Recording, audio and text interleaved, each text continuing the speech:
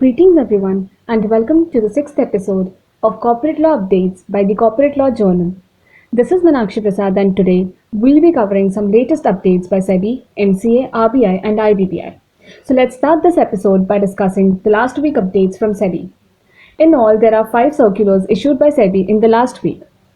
A circular has been issued by SEBI on September 7 pertaining to the relodgement of share transfer request. In 2018, the board had decided that the securities must be held in dematerialized form with the depository in order to facilitate its further transfer. And via the press release of March 27, 2019, SEBI had clarified that the transfer deeds which were lodged once and returned due to lack of required documents can be lodged again. In the present circular, SEBI has extended the deadline for relodgement of the said transfer deeds up till March 31, 2021 and further has directed to issue the shares only in demat mode which are relodged for transfer, including the ones pending with the companies and share transfer agents. A press release was also issued in this regard 2 days after the circular was published, that is on September 9th. Another circular was issued by SEBI on September 8 pertaining to E-KYC AADHAR authentication services of Unique Identification Authority of India in the securities market. Last year on May 9th, Department of Revenue of Finance Ministry issued a circular and culminated to provide E-KYC AADHAR authentication services to the entities in securities market under Section 11A of the Prevention of Money Laundering Act with the recommendation of UIDAI and permission of SEBI. Further in November, SEBI issued a circular based on the requirements prescribed by UIDAI detailing the E-KYC facility for the resident investors. This year, on April 22nd, Government of India through Gazette notified 9 reporting entities to undertake E-KYC facility recommended by UIDAI and permitted by SEBI. SEBI on May 12 permitted the following 8 entities to undertake the said facility. The present circular is issued by SEBI to inform and supervise on the recent notification of August 20 in which the central government notified that the National Stock Exchange shall be added to the above list of entities to undertake E-KYC authentication facility. Now moving on to another circular issued by SEBI on operational guidelines applicable to all the portfolio managers on September 9th. SEBI had issued the IFSC guidelines in 2015 and to various circulars to provide for a broad framework for the functioning of the IFSCs. Based on the considerations received from various stakeholders, it was decided by SEBI to provide for the operational guidelines for the portfolio managers in IFSC. The SEBI Portfolio Manager Regulation 2020 and International Financial Service Center Regulation 2015 are applicable to all the portfolio managers. The process for registration of the portfolio manager in IFSC and the operational compliances has been elaborated in the annexure attached with the circular.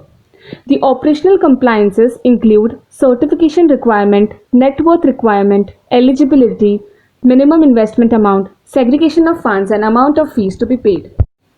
On September 9, another circular was issued by SEBI pertaining to the system-driven disclosures.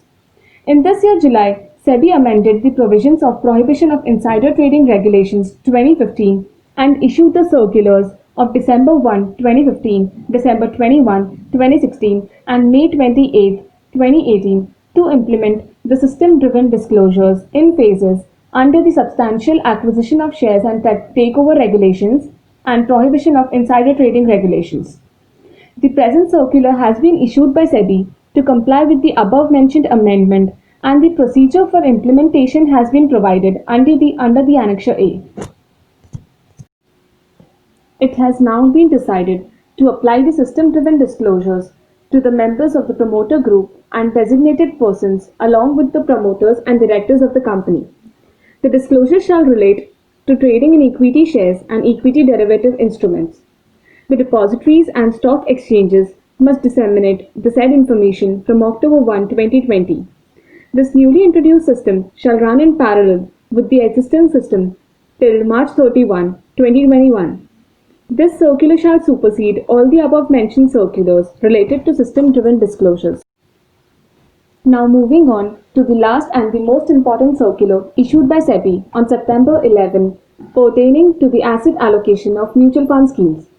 Back in 2017, October 7, SEBI had issued a circular of categorization and rationalization of mutual fund schemes, but no specific percentage of asset allocation was made therein.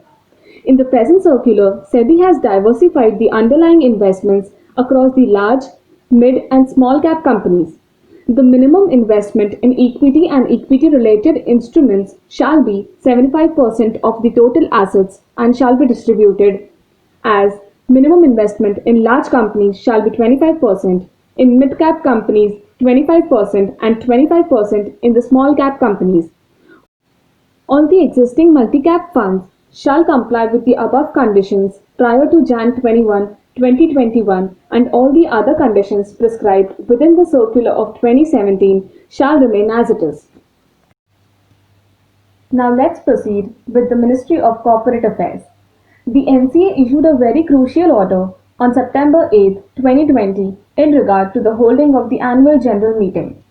Due to the difficulties faced in the pandemic, representations were made by various companies, industrial bodies, and professional institutes in regard to the difficulties to hold their AGM for the financial year that ended on March 31, 2020. The representations were considered, and according to Section 19, Clause 1 of the Companies Act, the NCA has extended the time to hold the AGM except the first AGM for this financial year. The companies can now hold the AGM for such period within the due date of holding the AGM by a period of 3 months from the due date on which the AGM should have been held. This extension does not require the companies to file applications for seeking such extension by filing the prescribed form number GNL1. A circular was issued by the NCA on relaxation of additional fees and extension of last date of filing of cost audit report. On receiving representations from various stakeholders, the NCA in its circular dated 10 September provided for an extension for the cost audit report. It was decided that the cost audit report for the financial year 1920 by the cost auditor to the board of directors of the company is to be submitted by 30th November 2020. The same would not be viewed as a violation of Rule 6, Clause 5 of the Company's Cost Records and Audit Rules 2014, and the cost report for the financial year 1920 shall be filed in the e-form CRA4 within 30 days from the date of receipt of copy by the company. In case a company has availed extension of time for holding the annual general meeting, then proviso to the Rule 6, Clause 6 of the Company's Cost Records and Audit Rules 2014 shall be applicable.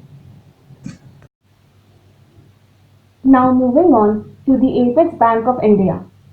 An important notification was released by the Reserve Bank of India on September 11 regarding the compliance functions in banks and the role of Chief Compliance Officer. Banks require independent corporate compliance function and a strong compliance risk management program at the bank and group level, which is required to be headed by the designated CCO. This notification is to bring uniformity in guidelines for selection and supervisory function of the CCO. The policy-based guidelines and the guidelines regarding the CCO have been provided within the notification in brief. The duties and responsibilities of compliance function is to apprise standards, provide clarification, to conduct assessment of risk, to report promptly to the board, and to monitor and periodically test compliance. Compliance function shall be subject to internal audit. CCO shall not be given any responsibility which brings elements of conflict of interest, and the CCO can only have advisory role in any committee. The already appointed CCO needs to follow the set process and requirements within the 6 months of the notification. On September 7, RBI issued an update as to the resolution framework for COVID-19 related stress. It is provided that the key ratios are to be considered while finalizing the resolution plans in respect of eligible borrowers. The annexure attached gives sector-specific thresholds for each of the above key ratios that should be considered by the lending institutions in the resolution assumptions with respect to an eligible borrower. If specific thresholds are not given, then the lending institutions shall make their own internal assessments. These requirements are applicable in cases when there is only one lending institution with exposure to an eligible borrower. Pre-COVID and post-COVID operating and financial impact on the performance of borrower needs to be assessed for finalizing the resolution plan. Graded approach classified as mild, moderate, and severe recommended by the committee can be adopted by lending institutions. Requirements of resolution framework is a mandatory requirement of the ICA, and the ICA is a mandatory requirement for all lending institutions in all cases involving multiple lending institutions.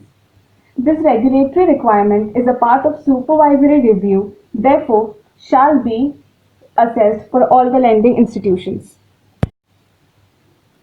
Let's wrap up the session with the Insolvency and Bankruptcy Board of India.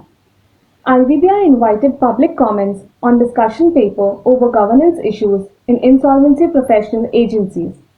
In November 2016, IBBI registered 3 IPAs and all the 3 IPAs have adopted IBBI Moral Bylaws and Governing Board of Insolvency Professional Agencies 2016 and the IBBI Insolvency Professional Agencies Regulations 2016. Section 205 of the Code empowers the IPAs to make bylaws specified by the IBBI, and the IBBI have invited comments on the specific 2 issues. The Model Bylaws regulations provide that the independent directors are nominated by the board members from a list of names proposed by the IPA. In few instances, the list of names is not sufficient. It is proposed that the governing board of IPAs may provide for certain minimum qualifications, experience, and other requirements, including but not limited to being fit and proper as per the provisions. For appointment in respect of both an independent and the shareholder directors, the governing board of IPAs, before approving any name for appointment as directors, shall assess and certify that the person concerned is fit and proper. The second issue involves the self-evaluation by the governing board of IPA. There is a need to upgrade the quality of board deliberations in the governing board of the IPAs to provide greater and strategic focus. The amendment proposed here is that the governing board of an IPA should conduct its deliberations in a manner that does not compromise its ability to accomplish its mandate or undermine public confidence in the ability of the members to discharge their responsibilities.